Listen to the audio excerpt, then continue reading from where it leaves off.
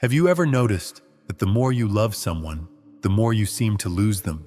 I'm not talking about love in the abstract. I'm talking about that specific moment when you decided, perhaps without even realizing it, that this person was the most important thing you had.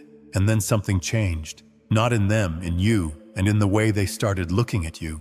There is something most men don't understand about attraction, power, and relationships. And it's one of those truths that hurts to hear, because it means accepting that for years, you may have been doing exactly the opposite of what you needed to do. Not out of malice, not out of weakness, but because no one taught you.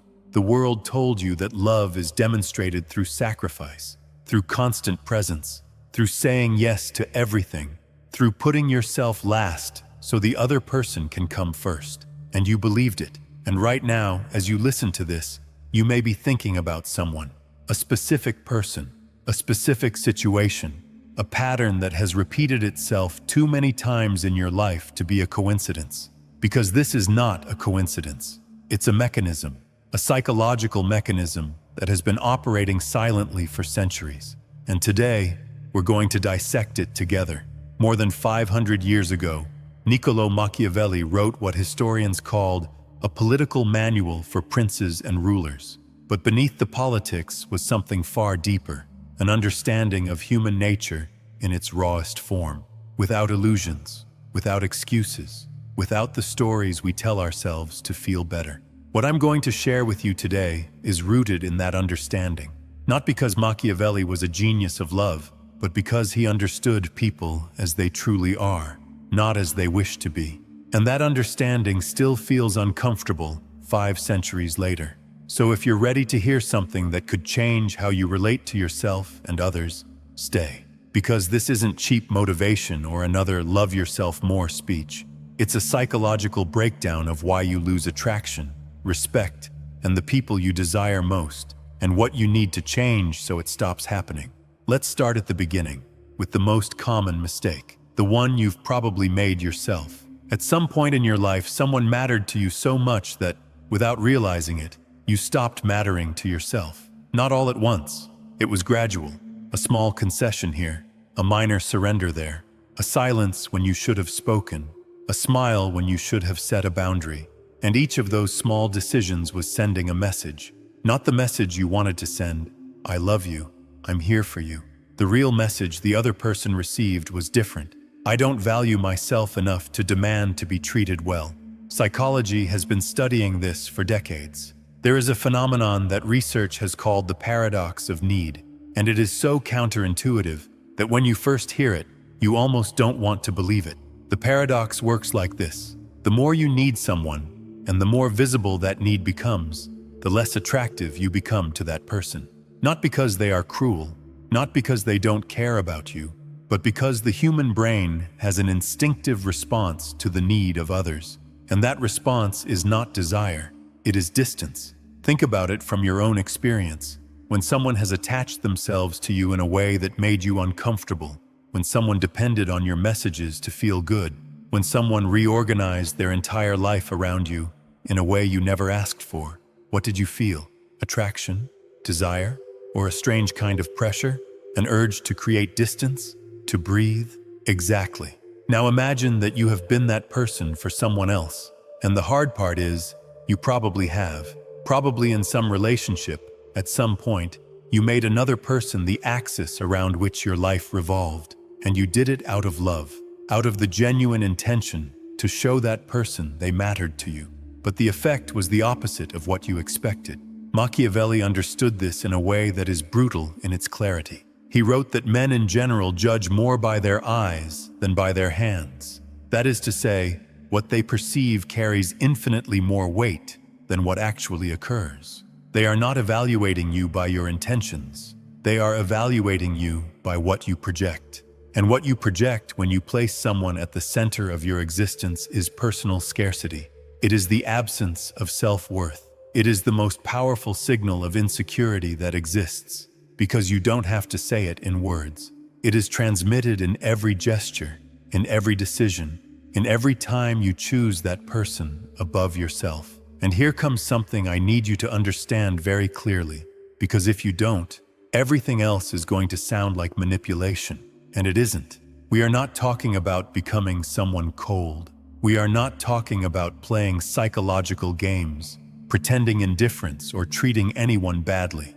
We are talking about something far deeper and far more difficult than any of that. We are talking about developing real value, a real purpose, and an emotional stability that doesn't depend on whether another person chooses you or not. Because there is a fundamental difference between the man who doesn't need validation because he has worked on himself until he has built a life that satisfies him, and the man who pretends not to need validation as a tactic to seem more attractive. The first generates genuine respect.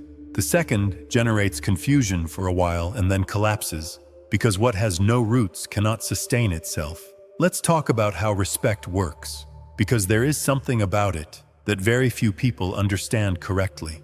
Respect is not asked for. It is not negotiated. It is not earned by being kind to someone, making sacrifices for someone, or always being available for someone.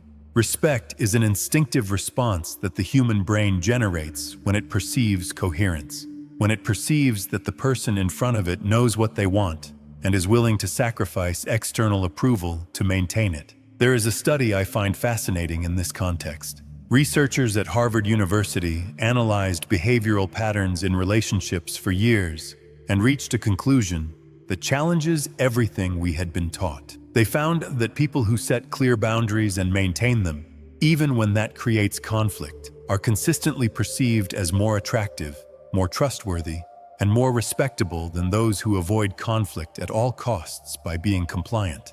Why? Because a clear boundary is a declaration of identity. It is the most honest way that exists of saying, I know who I am and what I am willing to tolerate. And that clarity, that internal coherence, is exactly what activates respect in the other person. Now, I want you to think about the times you broke one of your own limits to avoid losing someone. The times you said yes when you wanted to say no.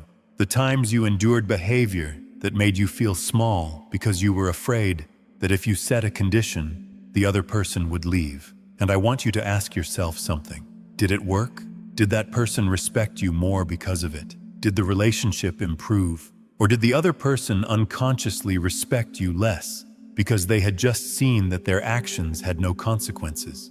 Machiavelli had a phrase about this that is devastating in its precision. He said it is better to be feared than loved if you cannot be both. And this phrase has been misunderstood for centuries, torn from its context, and used to justify all kinds of authoritarian behavior. But if you read it in its real context, if you understand what Machiavelli actually meant, the revelation is different. He was not talking about inspiring fear in a literal sense. He was talking about the fact that people cannot take you for granted. He was talking about the fact that there must be a real consequence for bad behavior. He was talking about the fact that when someone crosses a line, there has to be something to lose. And when there is nothing to lose, when you demonstrate that you'll stay regardless of how you're treated, the other person doesn't interpret that as love. They interpret it as the absence of alternatives. This is basic psychology. It is the same principle that explains why we value what is scarce more than what is abundant. Why water is worth little when there is plenty of it, and is gold when it runs out. Your presence, your attention, your time have enormous value if you give them selectively and consciously. They have a value close to zero when you hand them over unconditionally to anyone who comes into your life. And then we arrive at the concept I am most interested in exploring with you, because it is the one most misunderstood, and the one that does the most damage when it is not correctly grasped. Emotional autonomy. It is not distance. It is not coldness. It is not building a wall around yourself so that no one can hurt you. Emotional autonomy is the ability to feel with all the intensity you are capable of, to love, to desire, to get excited, without your fundamental well-being depending on the outcome. Let me explain it another way. There are two types of people who sit down to negotiate an important contract. The first desperately needs that contract. Their finances, their self-esteem, their sense of self-worth depend on that negotiation going well, and the other party can sense it. There is no need to say it. It comes through in how they speak, in how they concede too quickly, in how they accept conditions they shouldn't accept out of fear of losing the deal. The second has worked hard enough to have options. They don't need that specific contract to survive. They want it. They are interested in it. They are willing to work for it. But if it doesn't work out, there is another path. And that internal position, that security that comes not from arrogance but from genuine preparation, changes absolutely everything. They negotiate from strength, from calm, from clarity, and paradoxically, that makes them far more likely to get what they want. Relationships work in exactly the same way. The man who has built a life that satisfies him, who has friends who matter to him, projects that excite him, and an honest relationship with himself. That man, when he enters a romantic relationship, does so from choice, not from need. He says, "I choose you," instead of, "I need you." And there is a psychological abyss between those two statements. "I need you" transfers the power. "I choose you" keeps it distributed equitably. And this is where I want to talk to you about something that is rarely mentioned, but is fundamental to understanding why so many relationships follow patterns that neither person consciously wants to follow. Anxious attachment. Psychologists have spent decades studying the attachment styles we develop in childhood that automatically activate in our adult relationships. One of those styles, anxious attachment, is characterized by constant hypervigilance toward the other person's signals, by catastrophically interpreting silences, delays in responding to a message, changes in mood, and by a constant need for confirmation that everything is okay, that the other person is still there, that they haven't left. And what is most interesting, what makes this such a difficult psychological trap to escape, is that the behavior generated by anxious attachment produces exactly the result it fears most. The anxious person constantly seeks confirmation because they fear abandonment. But that constant search for confirmation, that visible need, that suffocating presence, ends up generating the very distance they feared so much. It is a loop, a circle you cannot escape by doing more of the same. Machiavelli would have called it the error of the prince who multiplies concessions, hoping to buy loyalty. And he wrote, with that cold clarity that characterized him, that favors must be given sparingly so that they are savored, and losses must be inflicted all at once so that the pain passes more quickly. Applied to relationships, the reading is simple. The man who gives everything from the very beginning, who keeps nothing for himself, who hands over all his attention, all his time, and all his emotional energy from the start, does not generate gratitude. He generates habituation. The other person gets used to receiving everything without effort, and then stops valuing it. Now I want to talk about something that may be the most difficult part of all this, the pain that comes before clarity. Because there is a moment in the lives of many men, perhaps you have already lived it, perhaps you are living it right now, when they realize they have been building their identity around another person. And when that person leaves, or begins to pull away, or simply stops responding the way they used to, the world collapses. Not metaphorically, almost physically. There is a feeling of emptiness that resembles nothing else, a disorientation that goes beyond sadness. And what usually happens in that moment is that the man makes one of two decisions. The first is to pursue more intensely, to call more often, to send more messages, to try to convince the other person to stay with more arguments, more gestures, more proof of love. And that, which psychologically makes complete sense because the brain in panic mode seeks to recover what it has lost at any cost, does exactly the opposite of what it needs to do. The second decision is harder, but it is the only one that works. It is the decision to look inward, to ask not, "What can I do to get her back?" but, "How did I come to depend so much on this person to feel good about myself? What is there in me that I need to build so that this doesn't happen again?"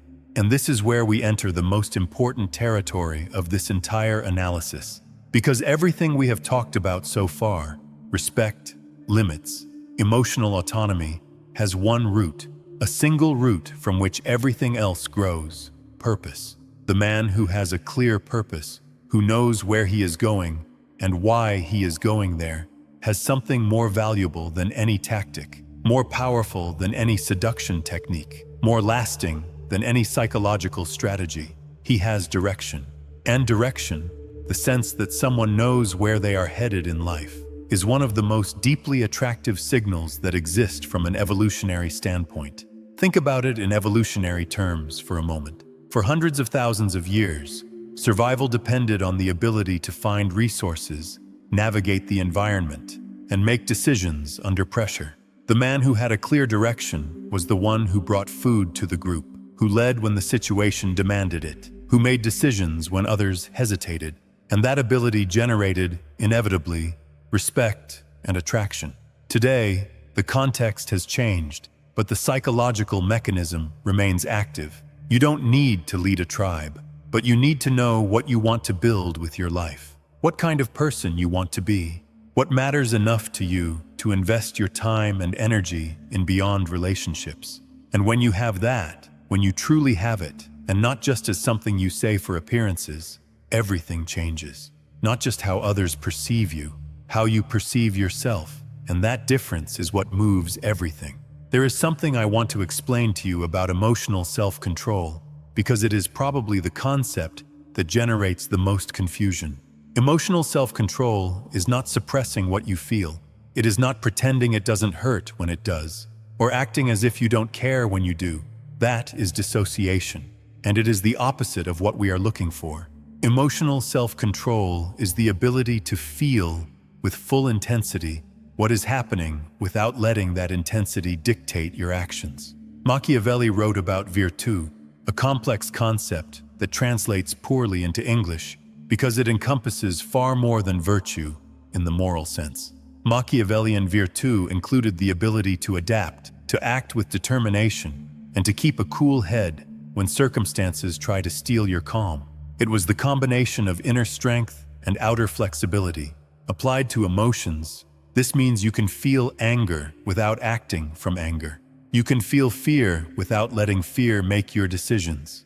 You can feel the pain of rejection or distance without allowing that pain to drive you toward behaviors you will later regret. And this is not something you are simply born with. It is something you train.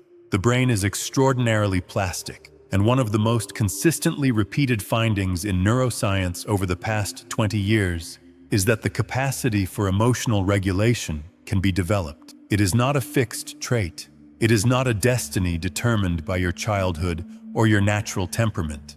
It is a skill, and like any skill, it improves with deliberate practice. How is it practiced? Here is something few people will tell you, because it isn't glamorous, and it doesn't sell well as a headline. Emotional regulation is practiced fundamentally in moments of small discomfort, not in great crises, in small ones. Every time you feel like sending that impulsive message and decide to wait. Every time you feel the urge to seek validation and decide not to. Every time someone does something that bothers you and instead of reacting immediately, you let a few minutes pass, breathe, and consciously decide how to respond. Each of those moments is a training session, and the accumulation of those sessions is what builds the emotional stability that makes people trust you, want to be near you, and respect you.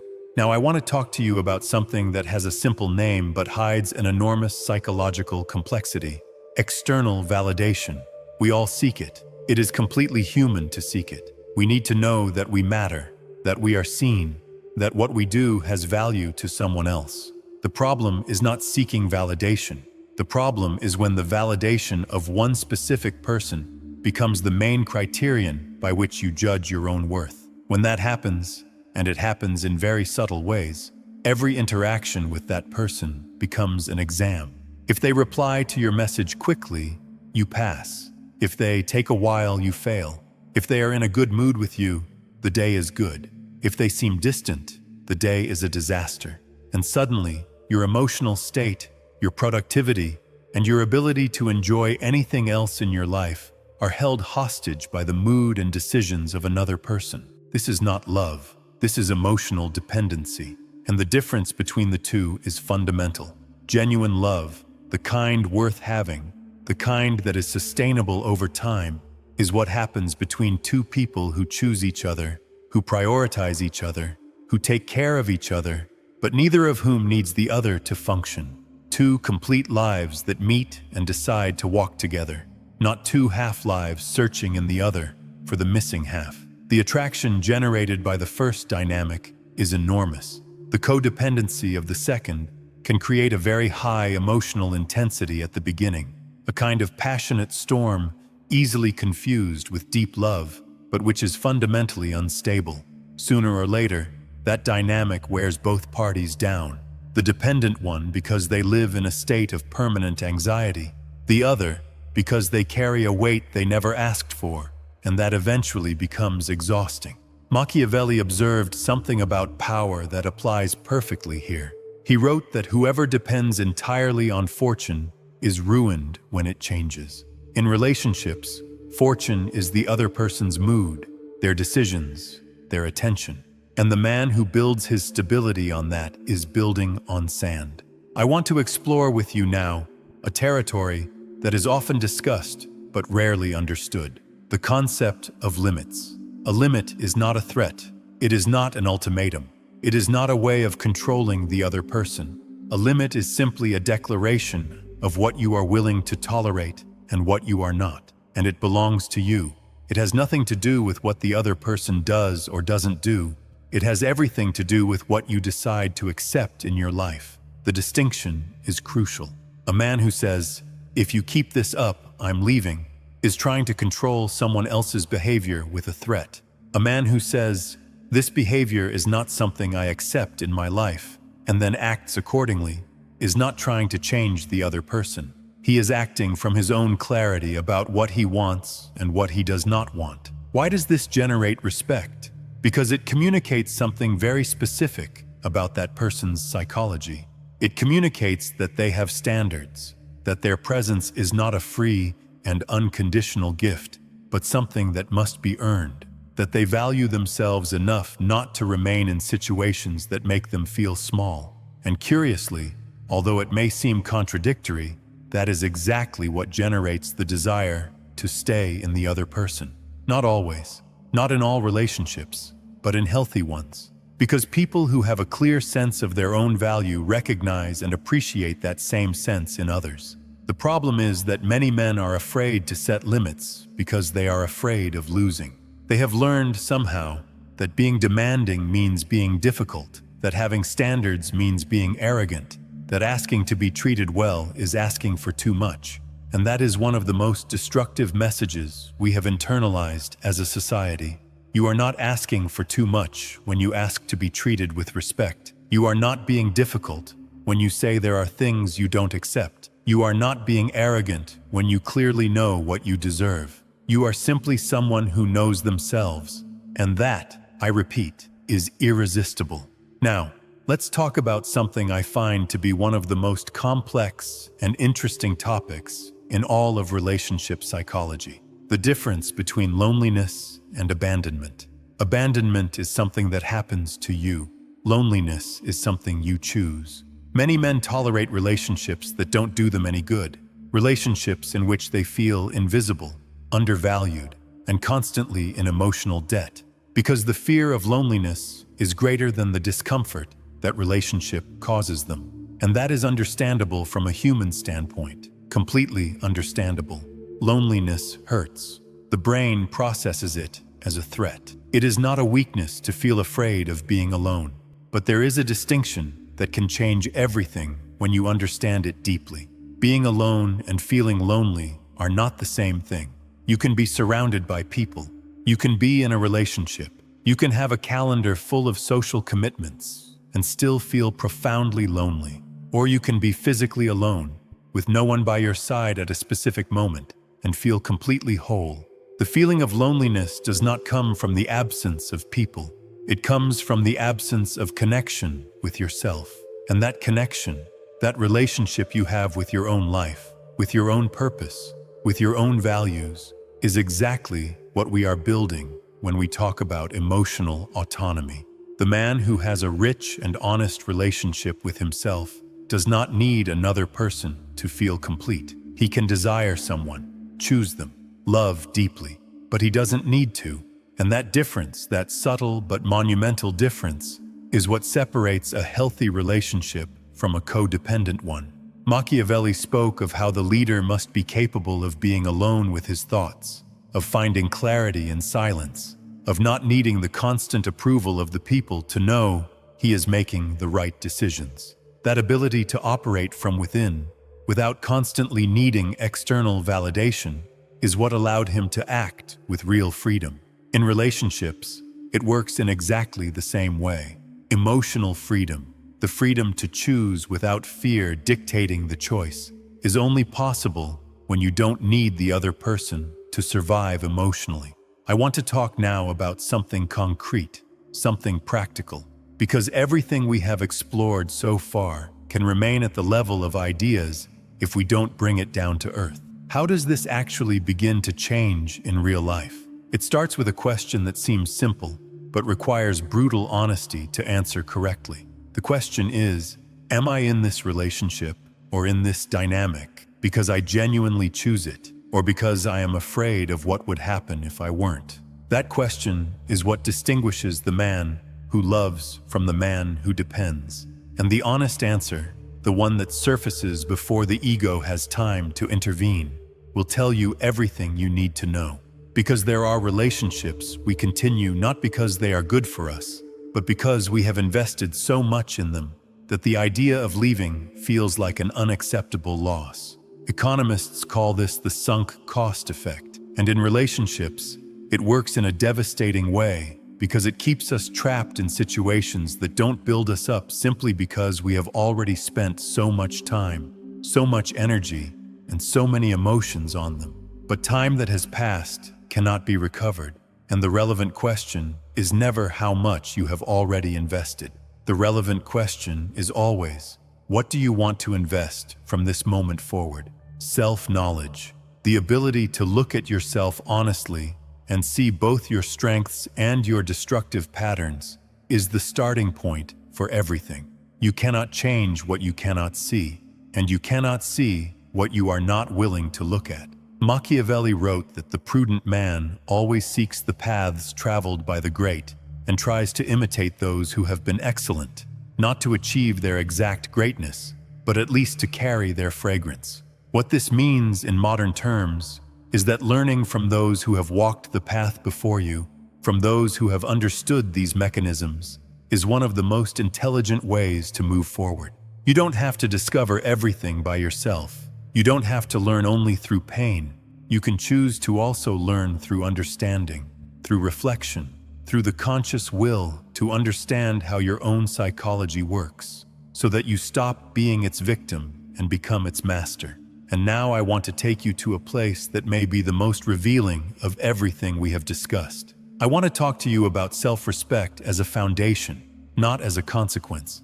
Most people think of self-respect as something built after achievements, after getting the job, after the relationship, after the body, after external recognition. They understand it as a reward, as something earned when the world demonstrates that you deserve to be respected. But it works exactly the other way around. Self-respect is not a reward. It is a decision made before the world proves anything to you. A decision activated in the smallest, most everyday moments, in the way you speak about yourself, in the way you allow others to speak to you, in the situations you tolerate and those you don't, in how you invest your time, and in what kind of people you allow to occupy space in your life. And when that decision is truly made, when it is not a pose but a conviction, the world begins to respond to you differently. Not because the world has changed, but because you have changed the information you transmit to it about how you should be treated. This is, at its core, the deepest lesson that can be drawn from Machiavelli when applied to relationships. It is not about manipulating others. It is about governing yourself. The prince who cannot govern himself cannot govern anything. The man who cannot maintain his own emotional stability, who cannot act from his own values rather than from fear or need, cannot build anything solid with anyone. Everything begins and ends with you, with the relationship you have with yourself, with the honesty with which you look at yourself, with the commitment you have to your own growth. with the clarity you develop about what you want and what you don't want in your life. And the last thing I want to leave you with, what strikes me as the synthesis of everything we have explored together, is this.